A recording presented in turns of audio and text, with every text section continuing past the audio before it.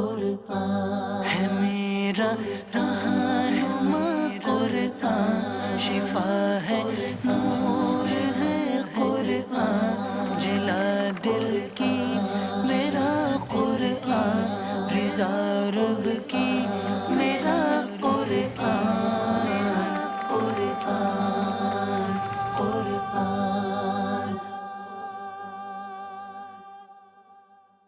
الحمدللہ رب العالمین والصلاة والسلام علی سید المرسلین، اما بعد فاعوذ باللہ من الشیطان الرجیم، بسم اللہ الرحمن الرحیم۔ الصلاة والسلام علیکہ یا رسول اللہ وعلی آلک واصحابک یا حبیب اللہ، الصلاة والسلام علیکہ یا نبی اللہ وعلی آلک واصحابک یا نور اللہ۔ میٹھے میٹھے اسلامی بھائیوں اور مدنی چینل کے ناظرین، سلسلہ ہے ایک قصہ ہے قرآن سے۔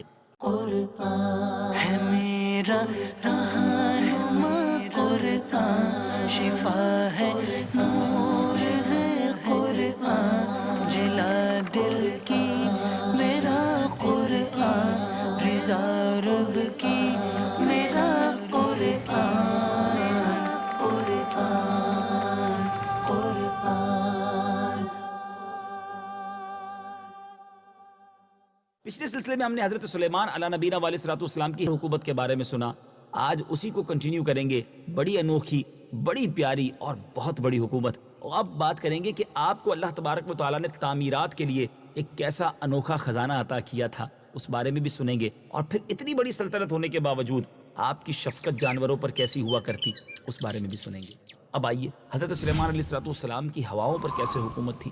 حضرت سلیمان علیہ الصلوۃ والسلام کے خاص معجزہ یہ بھی ہے، آپ کی نبوت کا خصوصی امتیاز تھا کہ اللہ تعالیٰ نے ہوا کو ان کے حق میں مسخر کر دیا تھا اور ان کے زیر فرمان کر دی گئی تھی۔ چنانچہ حضرت سلیمان علیہ الصلوۃ والسلام جب چاہتے تو صبح کو 1 مہینے کی مسافت اور شام کو 1 مہینے کی مسافت کی مقدار ہوا کے دوش پر سفر کر لیا کرتے۔ قرآن مجید نے آپ کے اس معجزے کے متعلق 3 باتیں بیان کی ہیں۔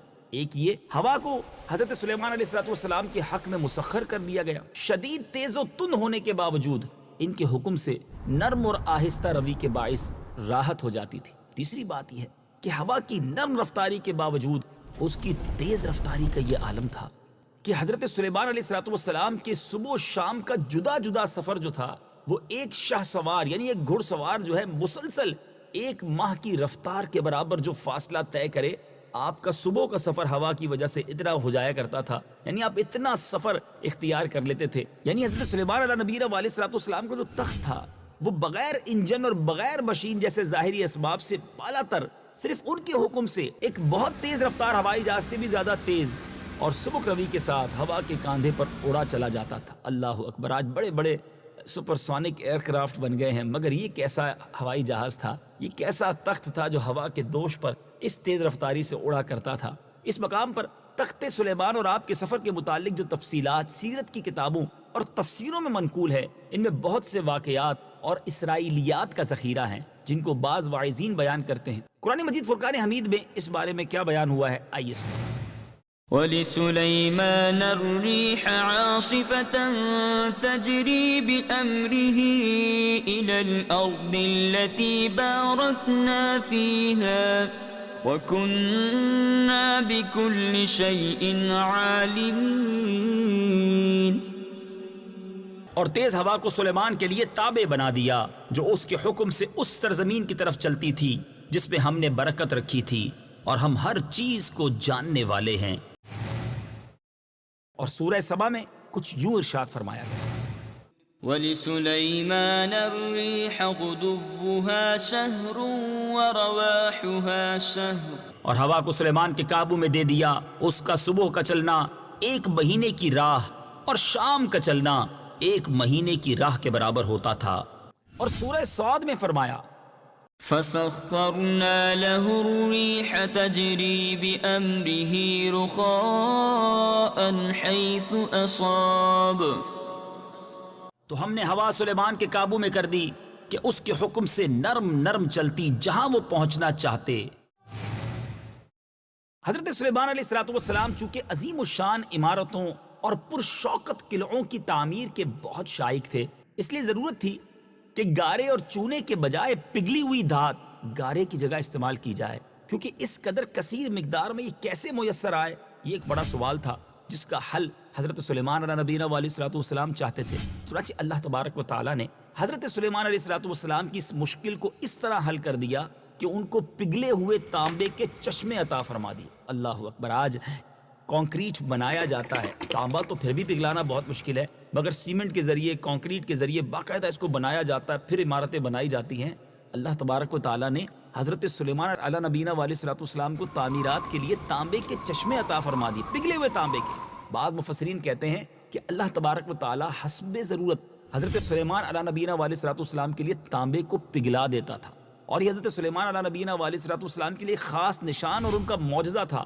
آپ سے پہلے کوئی شخص دھات کو پگھلانا نہیں جانتا تھا. اور نجار کہتے ہیں کہ اللہ تعالیٰ نے حضرت سلیمان علیہ السلام پر یہ انعام فرمایا کہ زمین کے جن حصوں میں آتشی مادوں کی وجہ سے تانبا پانی کی طرح پگھل کر بہہ رہا تھا، ان چشموں کو حضرت سلیمان علیہ السلام پر آشکارا فرما دیا. آپ سے پہلے کوئی شخص بھی زمین کے اندر دھات کے چشموں سے آگاہ نہ تھا. چنانچہ ابن کثیر بر روایت قتادہ ناقل ہیں کہ پگھلے ہوئے تانبے کے چشمے یمن میں تھے، جن کو اللہ تبارک و تعالیٰ نے حضرت سلیمان علیہ السلام پر ظاہر فرما دیا. آج بھی اگر والکینو اور لاوا کی بات کریں، آتش فشاں کی بات کریں، تو اس میں باقاعدہ بڑی بڑی دھاتیں پگھلتی ہیں. ہو سکتا ہے حضرت سلیمان علیہ السلام نے ان تمام چیزوں کو اس زمانے میں دریافت کر لیا تھا. قرآن مجید نے اس قسم کی کوئی تفصیل نہیں بیان فرمائی کہ تانبے کے چشمے کس شکل میں حضرت سلیمان علیہ السلام کو ملے، مگر قرآن کی جس آیت میں اس معجزے کا ذکر ہے، مذکورہ بالا جو دونوں توجیحات ہم نے سنی اس آیت کا مصداق بن سکتی ہیں. وہ آیت کیا ہے؟ آئیے سنتے ہیں. وَأَسَلَّا لَهُ عَيْنَ الْقِطْرِ، اور ہم نے اس کے لیے پگھلے ہوئے تانبے کا چشمہ بہا دیا. میٹھے میٹھے اسلامی بھائیوں، ہوا پر حکومت، پگھلے ہوئے تانبے کے چشموں کا مل جانا، یہ حضرت سلیمان علیہ السلام کا معجزہ ہے جو قرآن مجید سے ثابت ہے. اس پر ایمان لانا ضروریات دین میں سے ہے. بعض ایسے بھی لوگ ہیں جو معجزات کے انکار کی جنہیں بیماری ہے، وہ ان معجزات کے بارے میں عجیب عجیب مضحکہ خیز باتیں بتاتے ہیں اور رقیق تعویلات کرتے رہتے ہیں. مسلمانوں پر لازم ہے کہ ان لوگوں کی باتوں پر یقین نہ کریں اور معجزات پر یقین رکھتے ہوئے ایمان لائیں. ایک بار جہاد کے موقع پر شام کے وقت حضرت سلیمان علیہ السلام نے گھوڑوں کو استبل سے لانے کا حکم دیا. جب وہ پیش کیے گئے تو چونکہ آپ کو گھوڑوں کی نسلوں اور ان کے ذاتی اوصاف کا علم کمال درجے میں حاصل تھا، اس لیے جب آپ نے ان گھوڑوں کو اصیل، سبک روح اور خوش روح پایا اور یہ ملاحظہ فرمایا کہ ان کی تعداد بہت زیادہ ہے، تو آپ پر مسرت اور انبساط کی کیفیت طاری ہو گئی اور آپ فرمانے لگے، ان گھوڑوں سے میری محبت ایسی مالی محبت میں شامل ہے جو پروردگار کے ذکر ہی کا ایک شعبہ ہے. حضرت سلیمان علیہ السلام کہ اس غور و فکر کے درمیان گھوڑے استبل کو روانہ ہو گئے. چنانچہ جب آپ نے نظر اٹھائی تو وہ گھوڑے نگاہ سے اوجھل ہو گئے تھے، تو آپ نے حکم دیا ان گھوڑوں کو واپس لاؤ. جب وہ گھوڑے واپس لائے گئے تو حضرت سلیمان علیہ السلام نے جوش محبت میں ان گھوڑوں کی پنڈلیوں اور گردنوں پر ہاتھ پھیرنا اور تھپ تھپانا شروع کر دیا. کیونکہ یہ گھوڑے جہاد کا سامان تھے، اس لیے آپ ان کی عزت و توقیر کرتے ہوئے ایک ماہر فن کی طرح ان گھوڑوں کو اپنے آپ سے مانوس کرنے لگے اور اظہار محبت فرمانے لگے. اللہ اللہ، اللہ کے نبی کی ادا تھی. قرآن مجید نے اس واقعے کو بھی کس پیارے انداز میں قرآن میں بیان کیا. آئیے سنیں.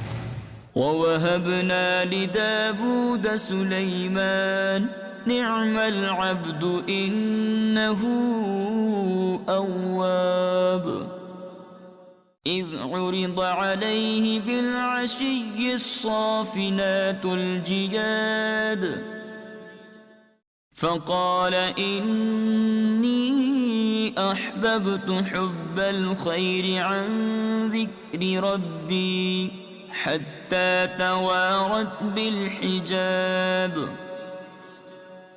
رُدُّوهَا عَلَيَّ فَطَفِقَ مَسْحًا بِالسُّوقِ وَالْأَعْنَاقِ. اور ہم نے داؤد کو سلیمان عطا فرمایا، وہ کیا اچھا بندہ ہے، بے شک وہ بہت رجوع کرنے والا ہے. جب اس کے سامنے شام کے وقت ایسے گھوڑے پیش کیے گئے جو 3 پاؤں پر کھڑے اور چوتھے سم کا کنارہ زمین پر لگائے ہوئے تھے، بہت تیز دوڑنے والے تھے، تو سلیمان نے کہا مجھے اپنے رب کی یاد کے لیے ان گھوڑوں کی محبت پسند آئی ہے. پھر انہیں چلانے کا حکم دیا یہاں تک کہ وہ نگاہ سے پردے میں چھپ گئے. پھر حکم دیا کہ انہیں میرے پاس واپس لاؤ، تو ان کی پنڈلیوں اور گردنوں پر ہاتھ پھیرنے لگا. بہرحال میرے میٹھے میٹھے اسلامی بھائیوں اور مدنی چینل کے ناظرین، سبحان اللہ، کیا بات ہے اللہ کے نبیوں کی۔ حضرت سلیمان علیہ نبینا علیہ الصلوۃ والسلام کی حکومت کے بارے میں جب بھی سنتے ہیں عقل بھی حیران ہوتی ہے اور ان کی شان و شوکت مزید دل میں مضبوط ہو جاتی ہے۔ اللہ کریم ہمیں تمام انبیاء سے سچی محبت عطا فرمائے اور بالخصوص سلطان الانبیاء صلی اللہ تعالی علیہ وسلم سے والہانہ پیار کرنا نصیب فرمائے۔ حضرت سلیمان کی حکومت کا یہ عالم ہے تو مصطفیٰ کریم جو حضرت سلیمان کے بھی آقا ہیں صلی اللہ تعالی علیہ وسلم، ان کی حکومت کا کیا عالم ہوگا۔ کیا خوبصورت شعر امیر علیہ سنت نے لکھا، تیری فرش پر حکومت، تیری عرش پر حکومت، تو شہنشاہ زمانہ، مدنی مدینے والے۔ صلو علی الحبیب صلی اللہ تعالی علی محمد صلی اللہ علیہ وسلم۔ مدنی چینل دیکھتے رہیے، اگلے سلسلے میں ایک اور قرآن پاک کا قصہ لے کر حاضر ہوں گے۔ صلو علی الحبیب صلی اللہ تعالی علی محمد صلی اللہ علیہ وسلم۔ قرآن ہے میرا رہنما، قرآن شفا ہے، نور ہے قرآن، جلا دل کی میرا قرآن، رضا رب کی